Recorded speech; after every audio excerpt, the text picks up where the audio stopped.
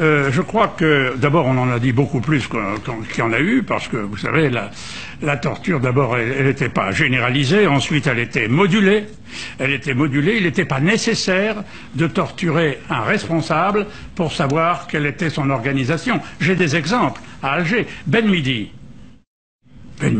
je l'ai capturé sans toucher un cheveu de son indicateur. Et pourtant, je savais. Ben Midi, c'est un des chefs historiques du FLN. Ouais. Oui, mais vous savez, j'ai aucun mérite à cela. Comment vous l'avez arrêté?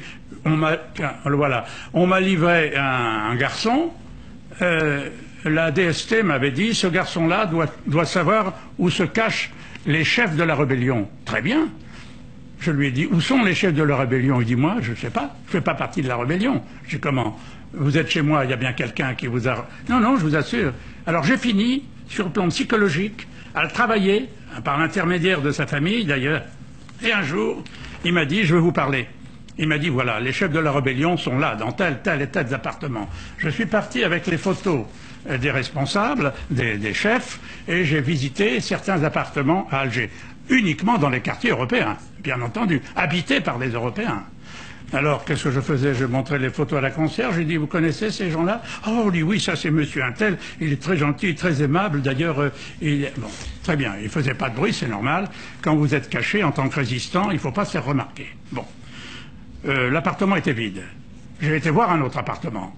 Et là, je suis tombé aussi sur la concierge, et je lui dis, vous connaissez? Ah oui, celui-là, oui, je connais bien, c'est monsieur Dupont, c'était pas Ben Midi, c'était Dupont ou Durand, je m'en rappelle plus. Mais enfin, il avait pas le nom de Ben Midi. Parce que chez Ben Midi, j'ai trouvé une caisse comme ça de tampons de mairie.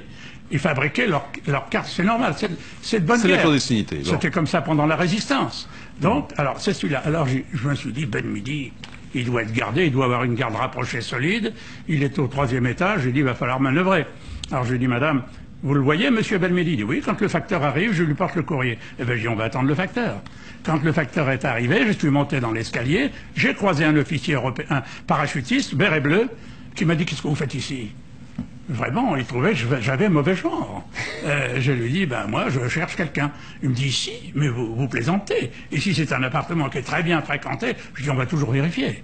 Bon, on est monté au 3e étage, et j'ai dit à la concierge, vous frappez et vous dites... j'apporte le courrier, un petit peu comme le chaperon rouge, voyez-vous.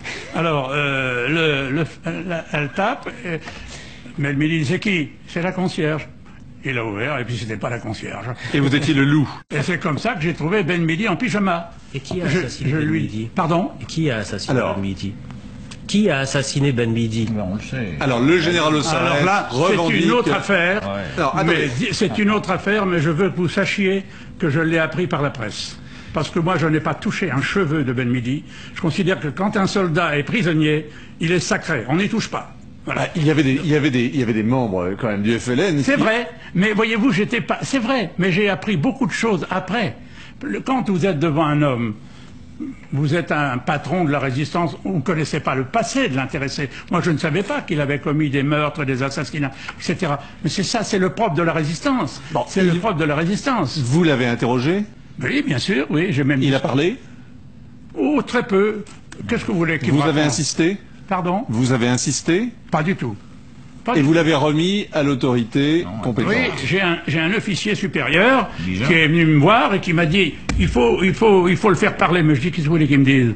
Le nom de son chef? C'est lui. Ça m'intéresse pas. Ça, c'est plus un problème qui est d'autre niveau. Il faut le donner aux autorités supérieures